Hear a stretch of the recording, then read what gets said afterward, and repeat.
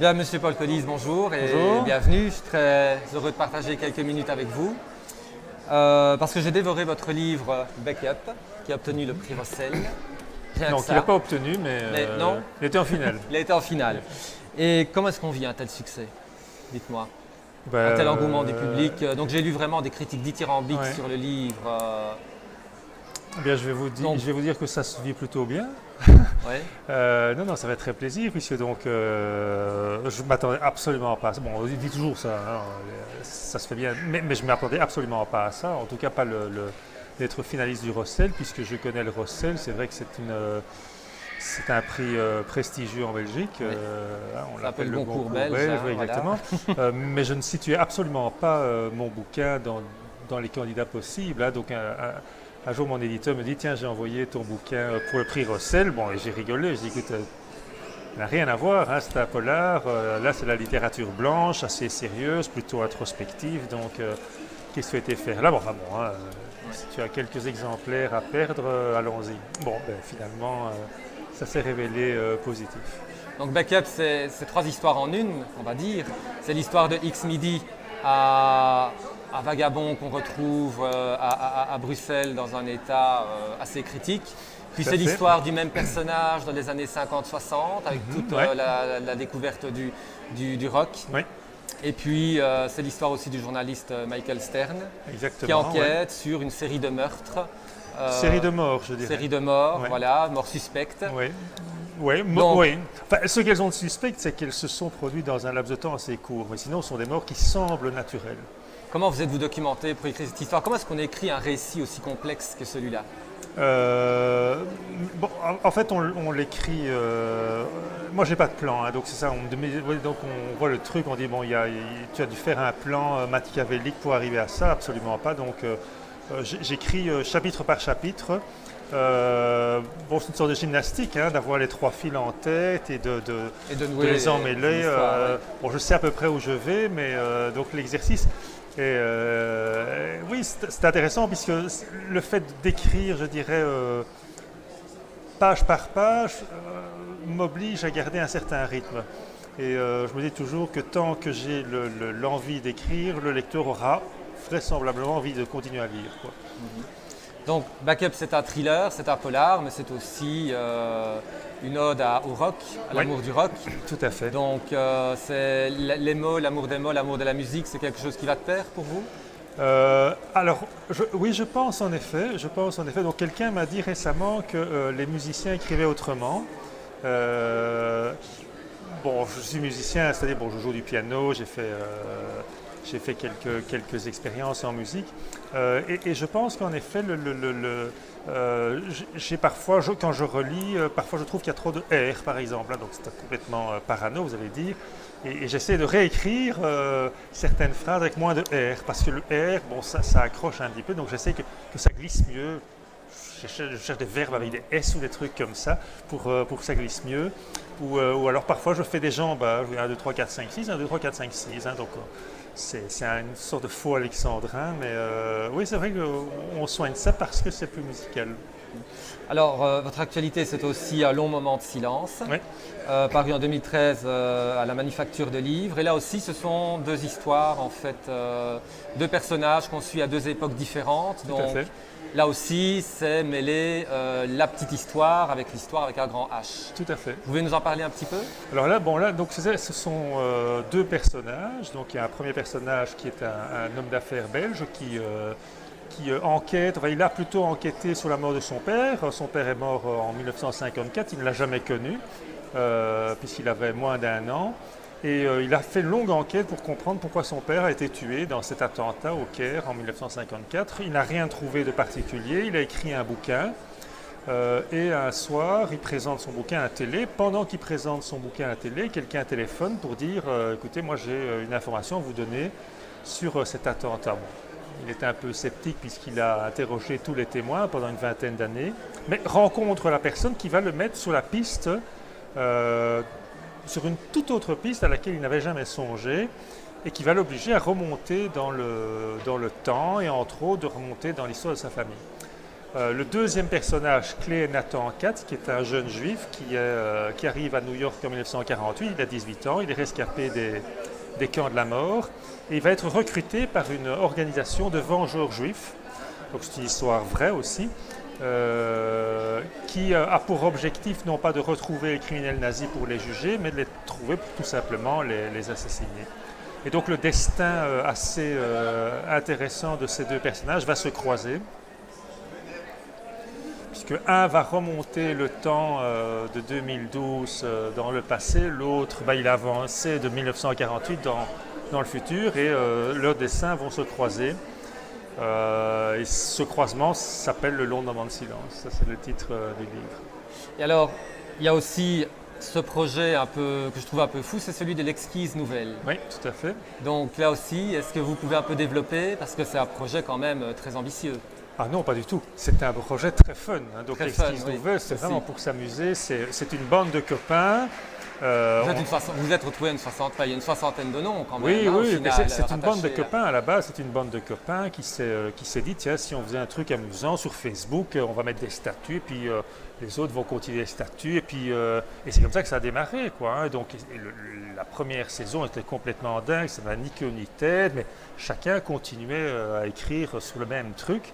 Ça ressemblait à rien, mais on s'est tellement bien amusé qu'on a dit on avait une saison 2 qui était un peu plus structurée, puis une saison 3 qui était plus structurée encore, mais c'est essentiellement un projet amusant, donc c'est du pur plaisir. Hein. Donc là, c'est vraiment votre récréation à côté de l'écriture de romans. Exactement. Donc le polar, c'est votre genre de prédilection. Mais oui, clairement. Oui. Vous pourriez écrire dans d'autres genres, un genre sentimental ou autre chose? Non, sûrement pas. Ni horreur, ni sentiment, ni science-fiction. Non, je serais dans le polar. Maintenant, c'est vrai que le polar, il y a encore quelques catégories différentes. Donc maintenant, au mois de mai, mon nouveau roman sort. Il s'appelle... il est dans un tout autre registre. Hein, donc déjà, le titre va vous dire quelque chose. Ça s'appelle L'avocat, le nain et la princesse masquée.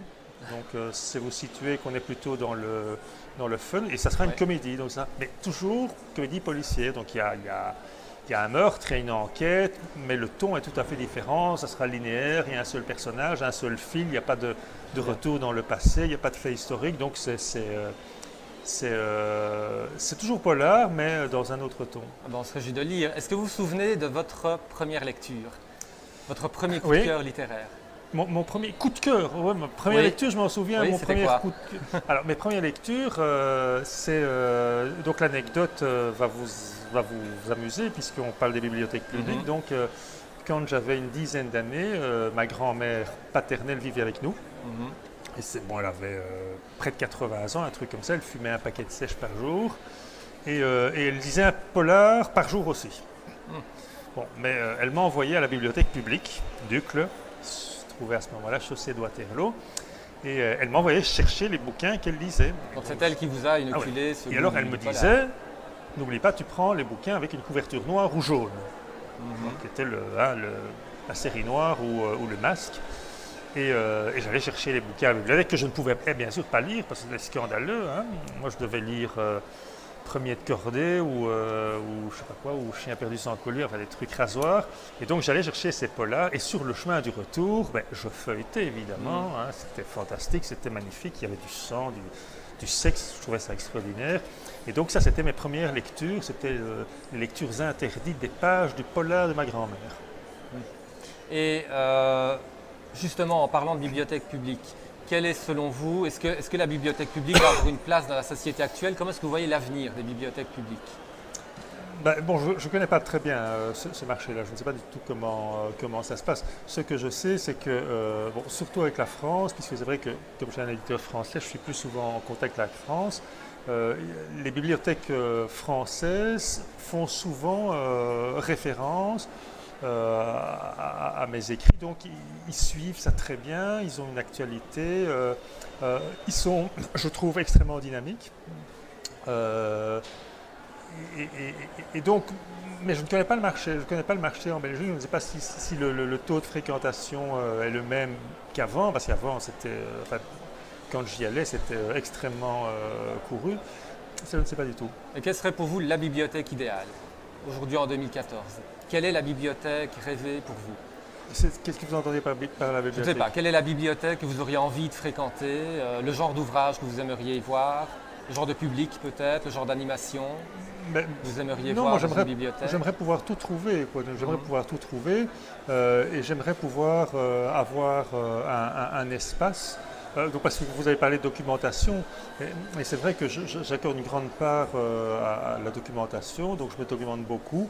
Bon, il y a Internet, c'est clair, mais Internet n'est pas toujours fiable. J'aime bien rencontrer les gens et j'aime bien en effet avoir le contact bouquin, donc vraiment lire les bouquins et c'est vrai que c'est un grand plaisir pour moi de pouvoir aller à un endroit, prendre le bouquin, m'installer, prendre mes notes et repartir. S'il y a moyen en plus d'avoir un café ou un petit morceau, une pâtisserie, c'est tant mieux, hein. Donc c'est vrai que ça serait un endroit pour moi très convivial où il y aurait moyen de discuter avec les gens, de travailler, de prendre un café, de se restaurer. Et justement, une dernière question avant de clore l'entretien. À l'heure du numérique, à l'heure des réseaux sociaux, est-ce que vous communiquez beaucoup avec vos lecteurs? Est-ce que vous savez un peu qui sont vos lecteurs? Oui. Oui. Je dirais même, c'est essentiellement comme ça que j'ai un retour. Bon, je fais des salons, bon, beaucoup en France, parce qu'il y a des salons toutes les semaines en France. Donc c'est vrai que là, j'ai un contact avec le lecteur.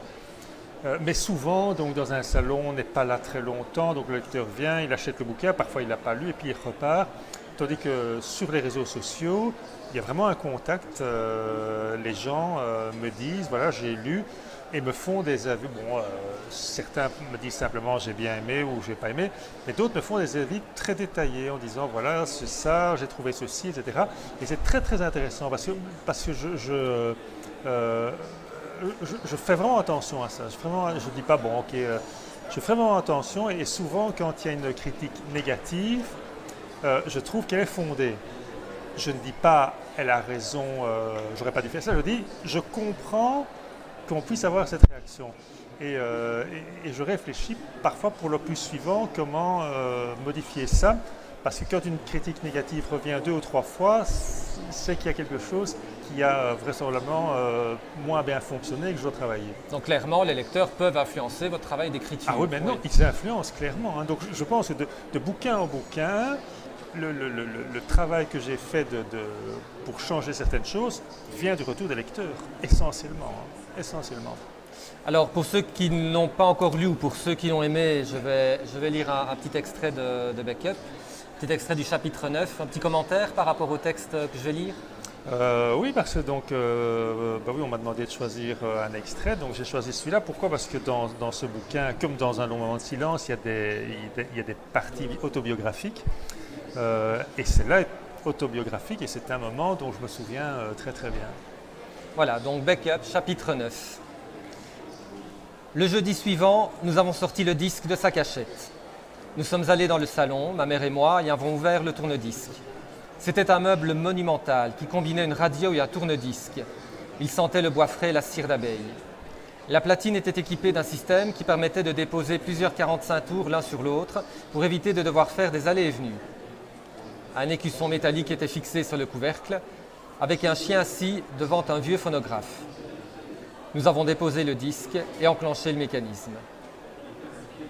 Dès les premiers accords, un fourmillement a parcouru mon corps. J'ai ressenti une irrésistible envie de me lever, de bouger, de gesticuler, de remuer mon cul et tout ce qu'il y avait moyen de remuer. Je ne comprenais pas pourquoi ces quelques notes provoquaient un tel effet. C'était cela, le rock'n'roll. J'ai monté le volume, la guitare de Chuck m'emportait. Ma mère s'est mise, elle aussi, à remuer le derrière. Mon frère est arrivé, l'air ébahi, en se demandant ce qui se passait. Il s'en est mêlé. Nous nous sommes retrouvés tous les trois au milieu du salon, à danser comme des sauvages. Nous avons poussé le volume au maximum. Nous rions, nous crions, nous en avions mal au ventre. Ce jour-là, le rock est entré dans ma vie pour ne plus en sortir. De cet après-midi-là, je garde l'un des plus beaux souvenirs de ma vie. Maman dans sa jolie robe jaune qui dansait le rock'n'roll en riant aux éclats. Voilà. Et c'est toute une époque qui est résumée en quelques lignes. Je trouve ça formidable. Merci beaucoup. Merci.